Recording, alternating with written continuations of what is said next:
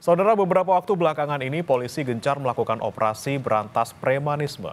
Juru parkir liar, preman pasar, hingga preman mengatasnamakan ormas ditangkap.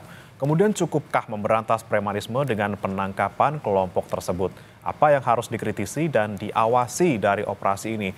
Kita akan bahas bersama dengan sejumlah narasumber yang sudah hadir di studio. Ada anggota Komisi 3 DPR RI, fraksi PDIP, Iwayan Sudirta. Selamat pagi Pak Wayan. Selamat pagi Mas, selamat pagi pemirsa nih. Udah hampir 2 tahun saya nggak muncul di TV. Akhirnya ke Kompas TV lagi ya Pak ya. Karena ini penting saya harus hadir. Betul, nanti kita akan gali dari Bapak juga. Dan hadir juga dari sambungan daring Saudara, Kabar Eskrim Polri 2008-2009, Komjen Purnawirawan Susno Duaji, dan juga anggota Komisi dan juga Guru Besar Politik dan Keamanan Universitas Padjadjaran, Profesor Muradi. Selamat pagi Prof. Muradi, Pak Susno. Pagi Mas, Pak Susno, Pak Iwayan. Selamat pagi Prof. Baik, kita ke Pak Wayan dulu. Pak Wayan, ini kan Satgasnya sudah berlangsung kurang lebih selama 10 hari. Anda melihatnya seperti apa nih Pak? Kan yang ditangkap kalau kita lihat di berita-berita gitu ya, preman-preman pasar, juru parkir liar, pengamen. Nah ini kan sebenarnya kan hanya sebagian kecil ataupun kelompok kecil yang ditertibkan. Kita belum menyentuh ke yang lebih kakap seperti itu. Anda melihatnya selama ini Satgas ini bekerja seperti apa selama 10 hari? Ada 2 hal yang harus saya katakan agar tidak ada salah paham bagi pemirsa. Satgas itu sering disebut hangat-hangat tai ayam. Pertama karena tugasnya masih merangkap. Kedua memang sikapnya reaktif.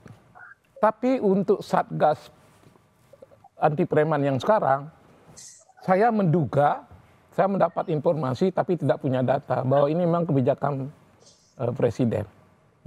Karena itu Menko Polhukam yang menangani. Mungkin ini akan memecahkan rekor bahwa Satgas ini efektif gitu. Setidak-tidaknya itulah harapan kita. Dan Satgas ini harus berkaca pada kekecewaan masyarakat yang sudah. Banyak sekali ketika ada pembentukan Satgas, masyarakat masa sinis. Ini nanti pelan-pelan hilang bubar gitu. Itu. Oke, tapi kalau misalnya yang kita lihat selama ini di 10 hari ini yang sering kita lihat adalah mereka yang ditangkap adalah mereka yang di dalam tanda kutip tuh kelasnya kelas teri gitu ya. Ini apakah memang kita mulai dari sana dulu, baru nanti kemudian kita ke naik level, atau seperti apa Pak Wayan? Ya itu kan sudah mulai dipertanyakan. Maka jawabannya, Satgas ini kalau nggak didukung penuh Presiden nggak bakalan menghasilkan apapun. Seperti yang sudah-sudah. Oke. Kenapa? Karena yang namanya premanisme, bukan hanya preman. Premanisme itu backingnya tidak orang sembarangan. Oke. Ada oknum politisi, ada oknum pengusaha, berbagai kelompok ada di situ. Bagi siapa saja yang tidak ingin menyelesaikan masalah dengan sabar dan prosedur hukum, dia menggunakan preman sebagai jalan pintas. Biayanya lebih murah. Apalagi liku-liku prosedur hukum yang terlalu melelahkan, biayanya besar. Maka ada oknum-oknum pengusaha yang tidak ingin berlama-lama pakai preman. Jadi preman muncul karena ada kebutuhan. Tapi kan ini tidak bisa dibiarkan. Negara ini akan rusak. Negara ini berat. Kalau premanisme terus-menerus akan menyebabkan investasi tidak bisa masuk, pengangguran ada, dari pengangguran akan jadi kerusuhan, dan ini membahayakan keamanan nasional. Teori Howard menyatakan, dia mengintrodusir Howard itu teori tentang labeling. Masyarakat yang terus-menerus ditindas, diintimidasi, diperas, dia akan melabel semua ormas seperti itu, dan ini sangat berbahaya. Karena itu bisa membuat ormas dibenci, dipinggirkan, dieliminasi, didegradasi, lalu peran ormas yang luar biasa untuk kerangka demokrasi dan sumbangan pemikiran untuk pemerintah menjadi tiada. Ini berbahaya banget. Jangan sampai teori labeling ini muncul. Sebelum terlambat, berantas preman ini tanpa pandang bulu. Dan itu membutuhkan political will pemerintah, khususnya Presiden. Tanpa keikutsertaan Presiden, orang dan masyarakat akan pesimis. Ini tidak akan menghasilkan apa-apa karena backing mereka luar biasa. Kita bedakan ormas dengan preman. Ormas banyak yang bagus. Bagus sekali banyak. Tapi preman nggak ada yang bagus. Nah itu dia ya, jadi kita harus bedakan lagi. Berantas premanisme. Ada preman yang berkedok ormas, ada ormas yang benar-benar ormas, jangan sampai ormas yang benar justru tercemari namanya karena oknum-oknum premanisme yang mengatasnamakan Nah, ormas. kedok ini yang Ya. tidak mudah dibongkar karena ada backing. Nah ini dia, kalau kita melihat berarti kan kita Dan optimis nih, Pak, polisi ada. bukannya tidak punya keberanian. Banyak kok. Saya punya data. Di tahun 2024 saja ada 12 ormas yang dibubarkan Depdagri Ya. atas laporan polisi. Jangan bilang polisi nggak berani. Ya. Ada juga 1.200 laporan tentang preman yang ditangani oleh polisi. Ya. Itu Oke. 2024 saja. Jangan Oke. dibilang polisi nggak berani. Tapi memang ada polisi yang karakternya takut sama preman secara individual. Tapi ada juga polisi yang tidak berani karena takut dicopot karena backingnya preman lebih tinggi dari dia. Ini menarik nih, saya mau tanya ke Pak Susno. Pak Susno, kalau misalnya dari kata Pak Wayan nih ada ketakutan, mungkin tadi ya takut dicopot, mungkin ada polisi takut dicopot, ada takut sama perorangannya. Kalau menurut Anda, kalau di lapangan ketika Anda menjabat sebagai Kabaskrim Polri 2008-2009, seperti apa di lapangannya Pak? Baik, apa yang dikatakan Pak Wayan ya itu benar. Saya pengalaman 35 tahun jadi polisi, operasi preman ini sering gitu ya. Tapi hasilnya bagaimana kata Pak Wayan.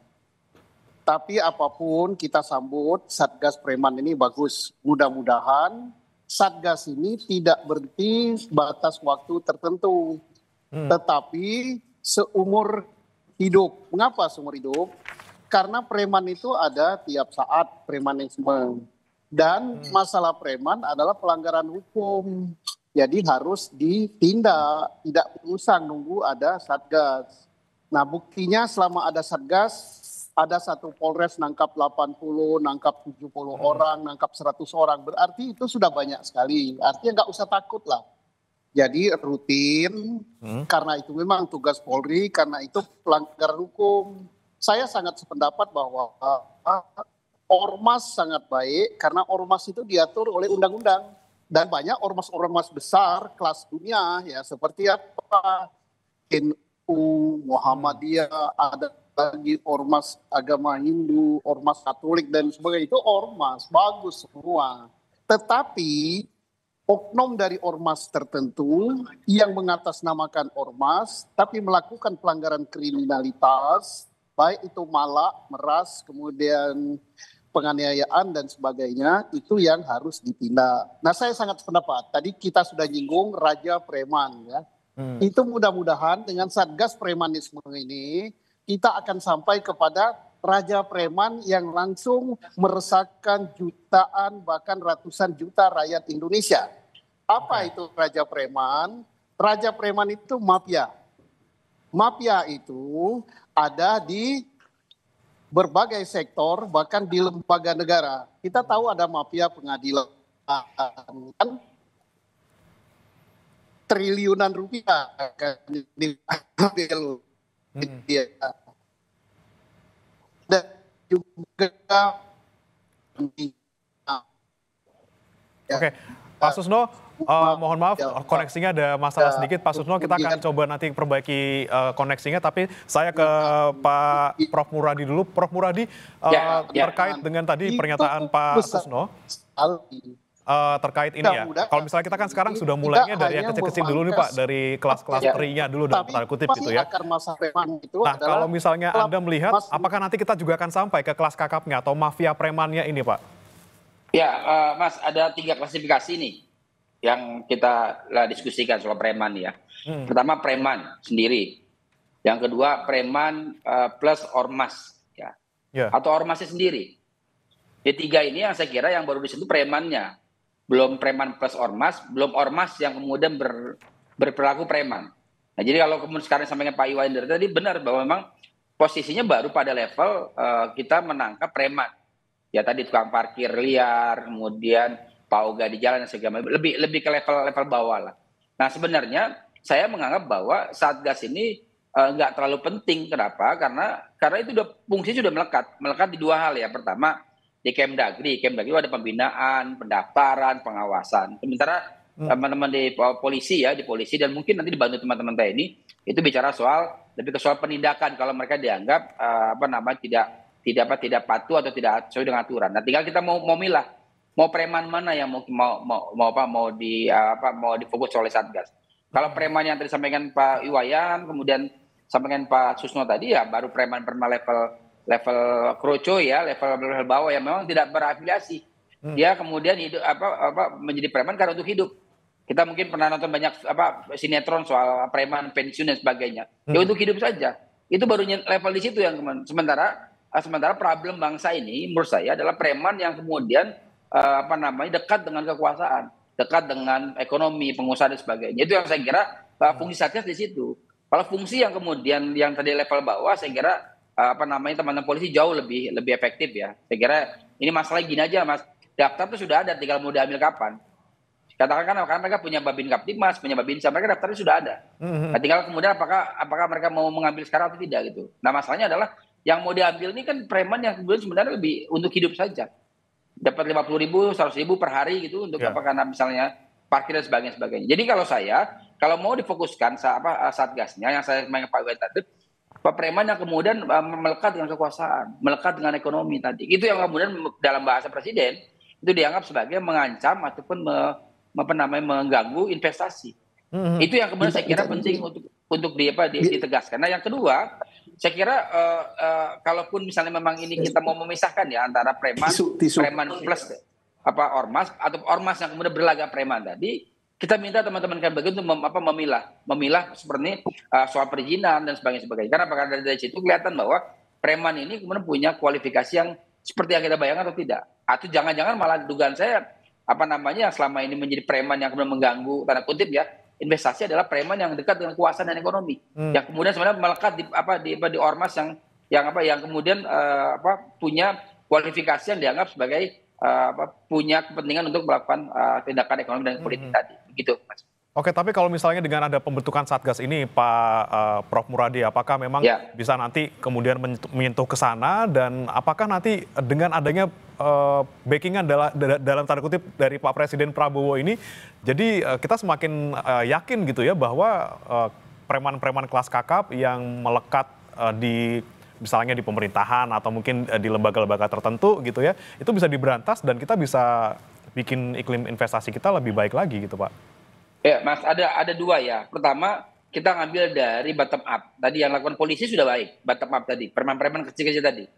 Yang kemudian langsung ke Satgas justru top down. Top down adalah kepala-kepalanya dulu nih. Yeah. Saya mohon maaf misalnya ada klaim salah satu ormas yang penasihatnya adalah presiden. Kemudian ada beberapa ormas yang kemudian juga anggota DPR, dekat dengan pengusaha dan sebagainya.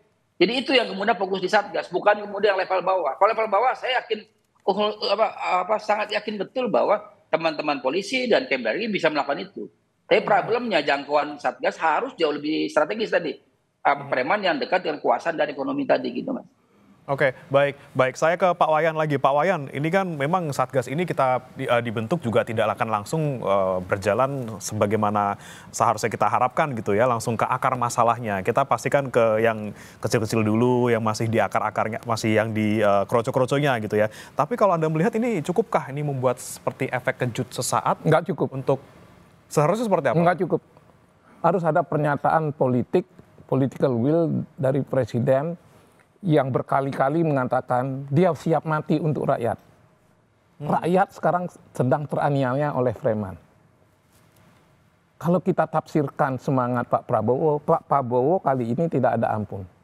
Dia akan libas preman itu, hanya memang mungkin di lingkungan pemerintahan masih membutuhkan strategi yang lebih elegan, bagaimana agar walaupun ada tahapan, tapi akhirnya harus nyasar ke inti persoalan, yaitu bahwa preman ini harus habis. Karena apa? Karena ini akan mengganggu persoalan investasi, ini akan mengganggu ketertiban umum, ini akan bermuara pada keresahan sosial, ini akan bisa membuat masyarakat resah dan bisa membuat masyarakat bergurung-gurung, berlipat-lipat, memprotes keadaan. Karena sekali lagi, ketika teori Huad mengenai pelabelan ini terwujud, lalu masyarakat anti ormas, ini sangat berbahaya buat kita. Oleh karena itu, sekali lagi, kita harus percaya pada Pak Prabowo dulu. Kita lihat dalam waktu beberapa bulan ini, andai kata tidak sesuai dengan harapan, kita beri masukan pada Pak Prabowo. Kita jangan buruk sangka pada Pak Prabowo. Tapi cara elegannya untuk bisa Pak Prabowo misalnya bisa memberantas mereka yang terafiliasi, pejabat-pejabat ini dengan ormas yang negatif ini seperti apa Pak? Cara elegannya tadi Bapak sampaikan. Iya kan kalau kita lihat korupsi kayak begitu besar-besar dibongkar, preman jauh lebih enteng. Mananya polisi, BRIMOB, jangan ragukan untuk menindak, melibas preman ini. PRRI Permesta aja habis tuh. Tapi karena ada kemauan politik dari pemerintah memberantas itu. Nah sekarang sekali lagi kita harus dorong dan kita harus yakini Pak Prabowo sudah punya kemauan politik. Cuman barangkali membutuhkan strategi yang bertahap. Tapi tahapannya nggak boleh terlalu lama karena nanti juga bisa meragukan keyakinan masyarakat. Apakah program yang sekarang ini juga akan mengalami degradasi seperti dulu, melemah, akhirnya hilang. Oke. Kan ini yang kita khawatirkan. Ya. Baik. Saya ke Pak Susno tadi sempat terputus. Saya kembali ke Anda, Pak Susno. Pak Susno, tadi kan kita sempat membahas terkait dengan susah nih untuk memberantas premanisme yang berkedok ormas yang kemudian ada backingan yang cukup besar namanya gitu ya di beberapa lembaga pemerintahan misalnya ataupun di penegak hukum. Nah, ini seperti apa kalau di lapangan Pak? Gimana caranya kemudian kita bisa memberantas premanisme kalau ternyata malah yang ada di balik ini orang-orang besar seperti itu? Pak Wayan sudah jelaskan ya, tidak sulit ya, asalkan political will pemerintah itu serius. Di mana seriusnya? Yaitu kehadiran presiden. Kalau presiden betul-betul memerintahkan Kapolri, diberi target ini harus habis, saya yakin ini habis. Kemudian cara memberantasnya juga diatasi akar masalah. Akar masalahnya adalah kemiskinan, pengangguran, kebodohan, ketidakadilan.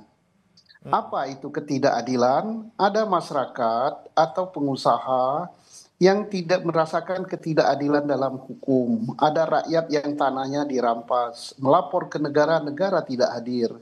Maka premanlah yang dipakai. Nah, jadi negara harus hadir mengatasi akar masalah dan mengatasi apa yang sudah terjadi di masyarakat seperti pemerasan, pemalaan, penganiayaan, dan sebagainya. Kemudian kita berharap pemberantasan preman ini yang hadir di masyarakat yang kecil. Saya katakan bapaknya preman itu mafia. Mafia itu ada di mana? Ada di pengadilan. Ada di aparat penegak hukum.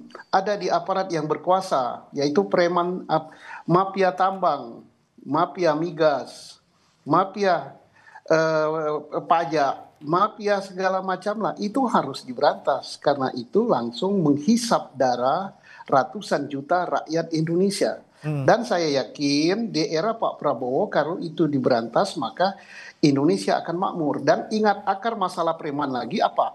Adalah permasalahan hukum, tidak tegaknya hukum. Ya, jadi hukum harus kita tegakkan benar-benar. Perbaiki hukum. Kita kan sedih melihat di Mahkamah Agung ketangkap 1 triliun dan katanya setiap perkara mengambil 1 miliar. Berarti ada 1000 perkara yang nggak beres putusannya di Mahkamah Agung itu. Itu baru 1 orang, 51 kilogram emas. Kemudian di migas itu hampir 1000 triliun. Itu mafia yang sangat luar biasa, itu lebih dari preman. Nah jadi tapi kita yakin di bawah Pak Prabowo berawal dari preman, kita akan memberantas migas, kita juga akan membenahi mengapa preman itu terjadi. Jadi kalau hanya mengatasi ditangkapi yang ngamen, ditangkapi yang minta uang ke perusahaan, itu tidak menyelesaikan masalah. Karena apa? Ada perusahaan itu yang dipalak sampai dengan ratusan miliar untuk mendapatkan segala macam kemudahan-kemudahan. Ada juga pengusaha yang gunakan preman untuk merampas tanah rakyat dan sebagainya. Nah itu yang gunakan preman itu mafia namanya. Nah itulah yang harus kita selesaikan. Dan kalau kita rukun, kita guyup, hukum kita tegakkan, tidak saling salahkan, kita betul-betul atasi masalahnya selesai. Tapi kalau hanya satgas-satgasan, timbul tenggelam, saya 35 tahun jadi polisi, operasi preman, operasi pekat, ratusan kali, nggak selesai. Tetap muncul terus ya Pak Susno ya? Iya, akar masalahnya yang harus diselesaikan. Oke, akar masalahnya harus diselesaikan. Saya ke Prof. Muradi. Prof. Muradi, tadi kan disebutkan bahwa akarnya sebenarnya ada di kemiskinan, kemudian kesejahteraan dan juga pendidikan yang kemudian akhirnya mereka merasa tidak terwakili gitu ya Pak Susno tadi ya Pak ya. Iya. Kemudian mereka akhirnya jalan pintasnya ya ke premanisme gitu. Nah kalau Anda melihatnya Prof. Muradi memang kita harus ke akar masalahnya yang tadi terlebih dahulu atau seperti apa? Atau terlalu jauh kita ke sana? Mendingan kita sekarang dulu yang ada di depan mata, bagaimana kemudian mengawasi kelompok-kelompok ini atau seperti apa? Prof. Muradi. Ya, jadi saya kira yang sampaikan Pak Susno, Pak Wayan baik ya. Hanya memang saya ingin tambahkan bahwa ini kan problem ekonomi dan segala macam itu problem investasi ya. Jadi nanti kalau misalnya nggak diberantas preman yang kemudian mengganggu investasi, maka ekonomi kita nggak jalan. Ini kan jadi kayak macam mana duluan ya. Nah saya sih cenderung melihat bahwa ada dua tadi yang bottom up. Ya, yang bottom up biar teman-teman polisi lah yang kemudian melakukan itu. Nah, sama satgasnya, ini satgas dalam artian polisi plus ya, di mana yang lain terlibat apa? Itu tadi yang disampaikan Pak Susno, melakukan penguraian tadi orang-orang yang kemudian dianggap mengganggu investasi. Tadi ya tukang pala, kemudian minta ini, minta dan sebagainya. Itu jauh lebih menakutkan investasi ketimbang misalnya hanya sebatas misalnya parkir kemudian Pauga atau misalnya minta buat sekedar rokok dan sebagainya. Itu buat saya itu teman-teman polisi jauh lebih baik di situ. Saya yakin bukan apa, karena data mereka juga punya. Mereka punya Kababin Kaptimas, punya Babinsa dan sebagainya. Yeah. Jadi kalau memungkinkan saya kira Satgas ini membagi saja sudah, jangan kemudian ukurannya yang dilakukan oleh teman-teman polisi. Karena teman polisi dalam tiap tahun data mungkin Pak Susno bisa menjelaskan itu bisa ribuan kalau mau ditangkap ya. Tapi kan ini pembinaan, jadi selama kemudian dia tidak kemudian melakukan tindakan melanggar ke arah pidana dan kriminal sebagainya, maka dia tidak akan diproses. Tapi kemudian ketika ada proses itu dilakukan, penting juga teman-teman Satgas untuk memilah betul mana yang kemudian menjadi akar problem tadi. Saya cenderung kemudian Satgas harus berada dalam posisi yang elitnya preman, yang kemudian memang penting untuk kemudian dibina atau bahkan kemudian diproses secara hukum begitu. Baik, yang penting juga nanti kita akan bahas terkait dengan bagaimana dari awal misalnya ada sebuah ormas atau kelompok yang berpotensi melakukan penyimpangan ataupun aksi premanisme, dari awal terbentuknya seperti apa, seharusnya dari awal sudah disaring atau seperti apa, kita akan nanti bahas saudara di Siapa Indonesia Pagi usai jeda berikut ini.